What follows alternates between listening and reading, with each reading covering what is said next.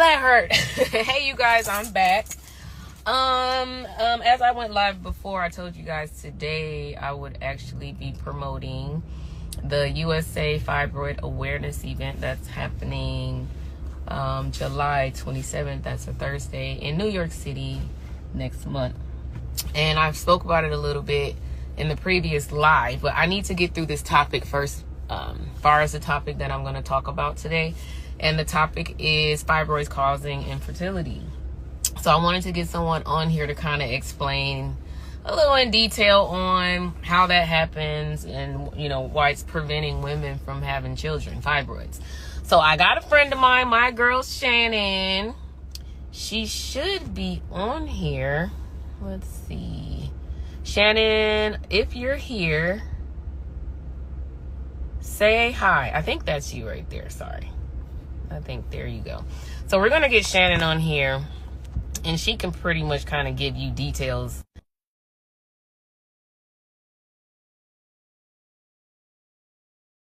Now let's see if she answers.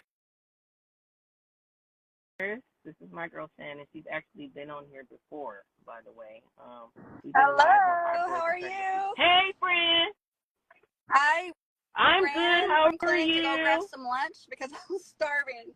So, but it'll wait in the bag until we're done here. We'll be quick, I swear. So, my topic today is infertility causing, fibroid causing infertility, and I wanted to just tap in a little bit on why. Can you just give me a little details on? I'm going to show. We're going to do a quick anatomy lesson. You know, I like my anatomy, right? Quick anatomy lesson. All right, here we go. Let's see if this works. Let's do it. I'm in my car, so here we go. So this is a representation of a normal uterus, tubes, ovaries, and vagina with no fibroids. So here we have the vagina. This area is the cervix. This would be the internal opening of the cervix that would be closest to a fetus if this uterus was pregnant. This is the external opening of the cervix, which when we check someone's cervix when they're pregnant, that's the first opening we get to. Then you have the uterine cavity, and this line of cells there is the endometrial lining. That's what sheds every month during a menstrual cycle. This is the wall of the uterus that's composed of smooth muscle, and then obviously the fallopian tubes and the ovaries. Now, just as a reminder, in our real bodies and in real life, as we like to say, it doesn't look like this. The fallopian tubes and the ovaries are tucked behind the uterus. They're not off out to the side. So just keep that in mind. Now, this is a representation of where fibroids can be. Most fibroids can either be right underneath the outside of the uterus, which is called the serosa.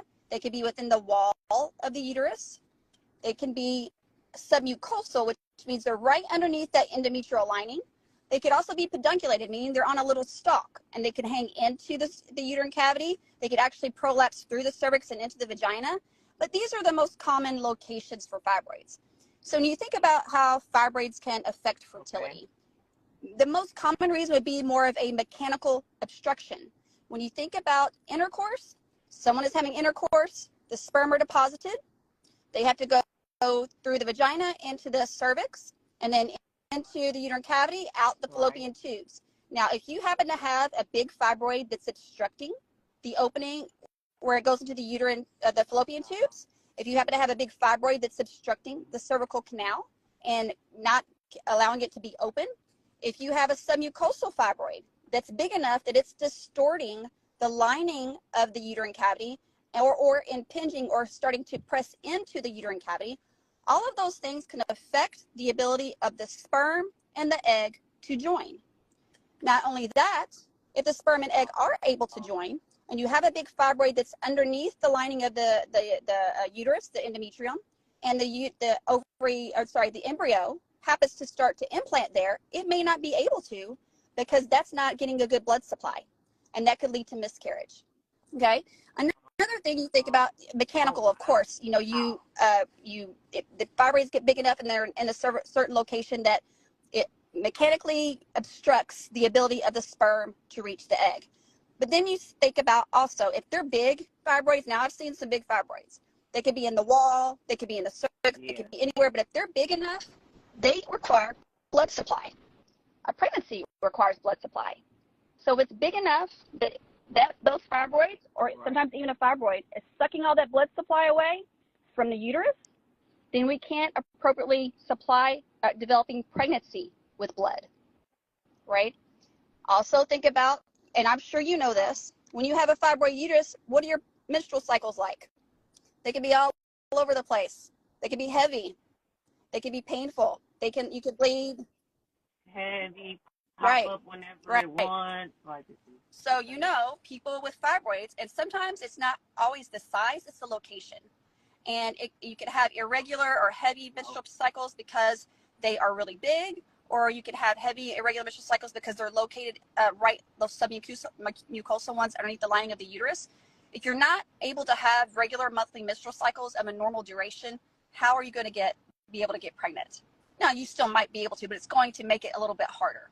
So those are just the main reasons why having a fibroid uterus can potentially affect your fertility or your ability to get pregnant.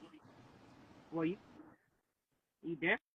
definitely taught me something else, because you know I have fibroids now. Okay. I found out when I was pregnant, of course, but it's not as heavy as my first time. It was like a faucet. It was disrespectful. But this time is totally different from before. But you just were explaining the location can determine how painful. Is. Yeah, and so the pain level too. The location can also cause painful intercourse. And when you're having painful intercourse, people don't want to do that because it hurts. So that can also affect someone's ability to conceive. So there's multiple ways that having fibroids in your uterus can affect your ability to become pregnant. We need to find a cure. This is ridiculous.